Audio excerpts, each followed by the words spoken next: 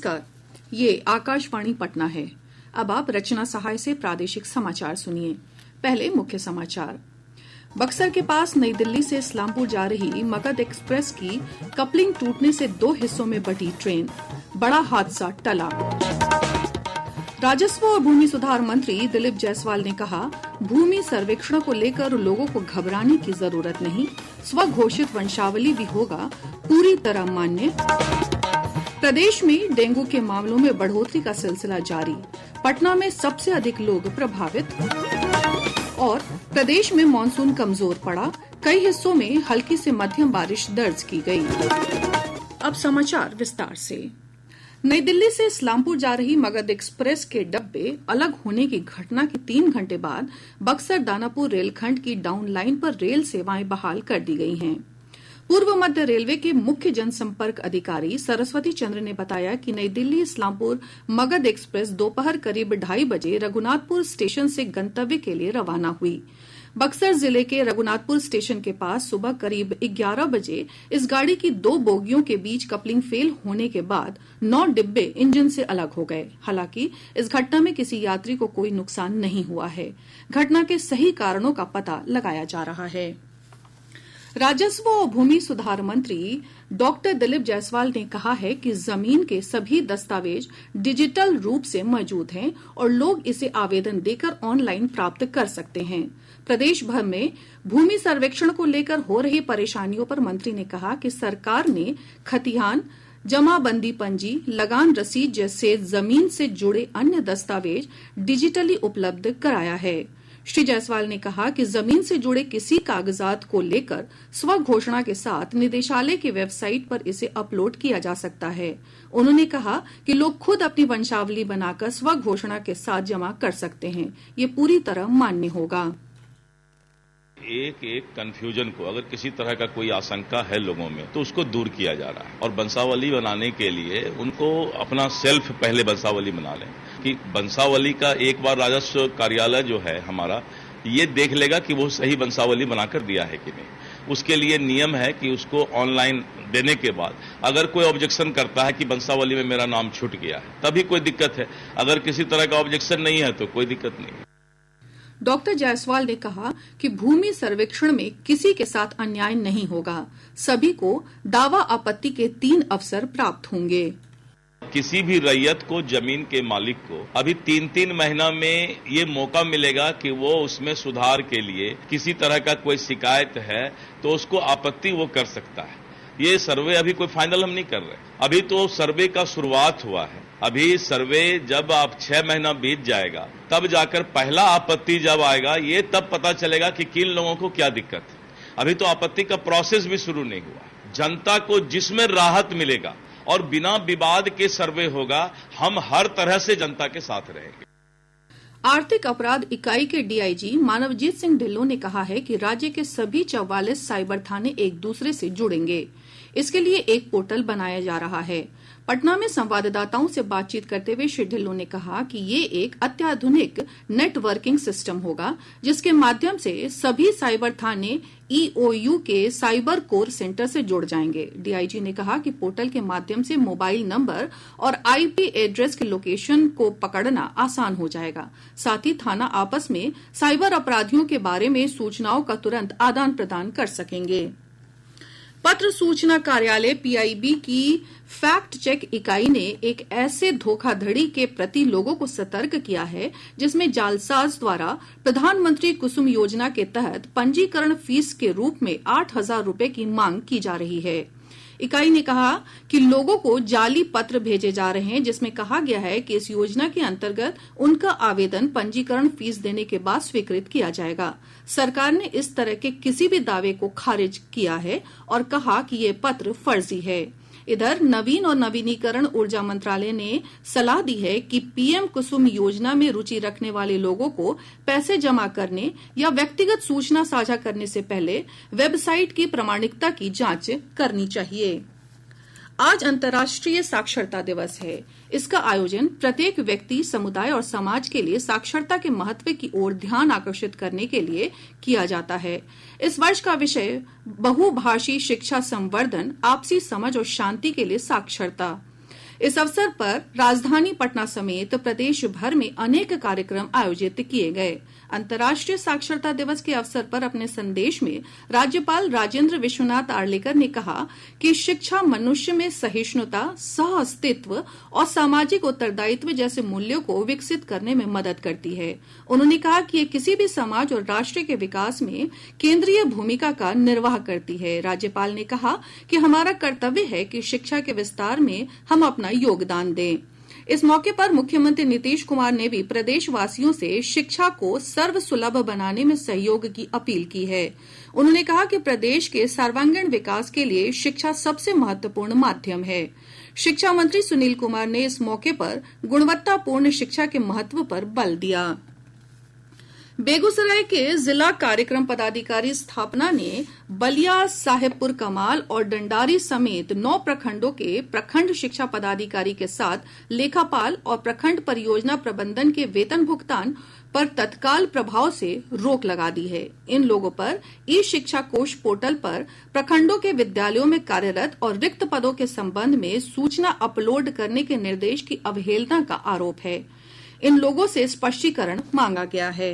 प्रादेशिक समाचार आप आकाशवाणी पटना से सुन रहे हैं। ताजा समाचारों के लिए आप हमारे एक्स हैंडल AIR_News_ पर जा सकते हैं। प्रदेश में डेंगू के नए मामलों के मिलने का सिलसिला जारी है। राज्य भर से 62 से अधिक नए मामले दर्ज किए गए हैं। सबसे अधिक 36 मरीज पटना से हैं। इसके अलावा गया से 7 और औरंगाबाद से 5 मरीज मिले हैं। स्वास्थ्य विभाग के अनुसार इस वर्ष अब तक डेंगू के 1068 मामले सामने आ चुके हैं। पटना के कंकड़बाग, पाटलिपुत्र, कुम्हरार और सिपारा में संक्रमण के सबसे अधिक मामले सामने आए हैं। एम्स नई दिल्ली के वरिष्ठ चिकित्सक डॉक्टर नीरज निश्चल ने डेंगू के लक्षणों के बारे में जानकारी दी। जो बुखार है, हाई ग्रेड फीवर होता है। इसमें बॉडी एक काफी ज्यादा होता है। आंखों के पीछे दर्द होना, हेडेक होना, जो आपके कमर में दर्द होना, हाथ पैरों में दर्द होना, ये सारे साइन सिम्टम्स हैं जो कि हमें एक पॉइंटर देता है कि ये मरीज को डेंगू हो सकता है। उसके अलावा जो है आपके शरीर पे जो एक रैश बन जाता है, वो भी काफी कॉमनली हम डेंगू के मरीजों में देखते हैं। डेंगू में नॉर्मली बुखार इतनी जल्दी खुद से नीचे नहीं आता है। इनफैक्ट जो पैरासीटामोल वगैरह भी हम देते हैं, उससे भी बेसलाइन शुरू में वो टच नहीं होता है। लोगों को लगता है कि डेंगू के ट्रीटमेंट में हमें कोई फैंसी दवाई की जरूरत है। नहीं, मैं सिर्फ ये कहूंगा कि बुखार के लिए पैरासीटामोल, और ये इंश्योर करना है कि आप अपने आप को हाइड्रेटेड रखिए, अच्छे से पानी पिए। मौसम विभाग ने अगले 24 घंटों के दौरान राज्य के उत्तर पूर्व, दक्षिण पश्चिम और दक्षिण मध्य हिस्सों में गरज के साथ बारिश की चेतावनी जारी की है। इस दौरान सुपौल, अररिया, किशनगंज, मधेपुरा, बक्सर, भोजपुर और पटना सहित कई हिस्सों में बारिश की संभावना है। इधर राज्य भर में मानसून सक्रियता में कमी देखी जा रही है। पिछले 24 घंटों के दौरान गया, नवादा, औरंगाबाद जिलों में कई स्थानों में 10 मिलीमीटर से लेकर 30 मिलीमीटर तक वर्षा दर्ज की गई। मौसम विज्ञान केंद्र पटना के वैज्ञानिक ने बताया कि अगले 24 घंटों में प्रदेश भर में मौसम साफ रहने की संभावना है, लेकिन कहीं कहीं हल्की बारिश हो सकती है। उत्तर मध्य को छोड़कर बाकी स्थानों के 1 या 2 जगहों पर हल्के से मध्यम स्तर की वर्षा हो सकती है। राज्य के दक्षिण पश्चिम तथा दक्षिण मध्य भागों में 24 घंटों के अंदर मेघ गर्जन की भी संभावना है। अगले 2 से 3 दिनों तक तापमान में कोई विशेष परिवर्तन होने की संभावना नहीं है। मौसम थोड़ी उमस भरी बनी रहेगी। केंद्रीय खेल मंत्री मनसुख मांडविया ने कहा है कि भारत वर्ष 2030 के यूथ ओलंपिक और 2036 में ग्रीष्मकालीन ओलंपिक खेलों की मेजबानी के लिए दावेदारी पेश करेगा। डॉक्टर मांडविया नई दिल्ली में एशिया ओलंपिक परिषद की 44वीं महासभा को संबोधित कर रहे थे। उन्होंने कहा कि भारत सरकार ने खेल बजट को 2014-15 के लगभग $143 मिलियन से बढ़ाकर लगभग $470 मिलियन कर दिया है। इस मौके पर भारतीय ओलंपिक संघ की अध्यक्ष PT उषा ने कहा कि ये सम्मेलन ऐसे महत्वपूर्ण समय पर हो रहा है जब विश्व लगातार विकसित हो रहे वैश्विक खेल परिदृश्य में आगे बढ़ रहा है। पेरिस पैरालंपिक खेलों का समापन आज देर रात हो जाएगा। समापन समारोह फ्रांस के national stadium stade de France में होगा। तीरंदाज हरविंदर सिंह और sprinter Preetipal Paris para Olympic के समापन समारोह में भारत के ध्वजवाहक होंगे। आज पूजा ओझा महिलाओं की कयाक एकल 200 मीटर KL1 स्प्रिंट कैनोइंग स्पर्धा के फाइनल में जगह बनाने से चूक गईं। इसके साथ ही भारत का पैरा ओलंपिक खेलों में अभियान भी समाप्त हो गया। कल देर रात नवदीप सिंह के स्वर्ण और सिमरन शर्मा के रजत पदक जीतने के बाद भारत के पदकों की कुल संख्या 29 हो गई है और वे पदक तालिका में 8वें स्थान पर पहुंच गया है। औरंगाबाद के जिलाधिकारी श्रीकांत शास्त्री ने कहा है कि संपूर्णता अभियान के तहत सभी 6 घटकों के मामले में जिले में लक्ष्य हासिल कर लिया जाएगा। श्री शास्त्री ने कहा कि शिक्षा, टीकाकरण और स्वास्थ्य जैसे मानकों पर काम चल रहा है। प्लस जो 6 घटक हैं इसके फायदे काफी शिक्षा के क्षेत्र में तो है ही, हेल्थ में NCD जो इसको बोलते हैं नॉन कम्युनिकेबल डिजीज, मतलब कि 30 वर्ष से ऊपर के जो भी लोग हैं उनका बीपी चेक करना है, डायबिटीज चेक करना, ये अपने आप में बहुत बड़ा टास्क है। प्लस रूटीन इम्यूनाइजेशन, जो भी इसके लाभुक हैं उनको आपको 100% सैचुरेट करना है। इस अवसर पर औरंगाबाद में किताब दान अभियान का शुभारंभ किया गया। वहीं जिलाधिकारी श्रीकांत शास्त्री द्वारा व्यक्तित्व विकास पर लिखित पुस्तक का विमोचन वरिष्ठ पत्रकार कमल किशोर ने किया। कटिहार रेल मंडल अंतर्गत जूनियर इंजीनियर DC कुमार और ट्रैकमैन विकी राव को मंडल रेल प्रबंधक ने बर्खास्त कर दिया है। दोनों पर पिछले दिनों एक लखी स्टेशन के पास रेलवे पटरी पर फिश प्लेट खुले होने के मामले में लापरवाही बरतने का दोषी पाया गया है। कैमूर जिले में सामाजिक सुरक्षा विभाग के सहायक निदेशक ने बाल सुधार गृह के प्रभारी अधीक्षक को निलंबित करने की अनुशंसा की है। प्रभारी अधीक्षक पर बाल सुधार गृह में 2 बालिकाओं को अनाधिकृत रूप से मोबाइल एवं अतिरिक्त सिम कार्ड देने का आरोप है।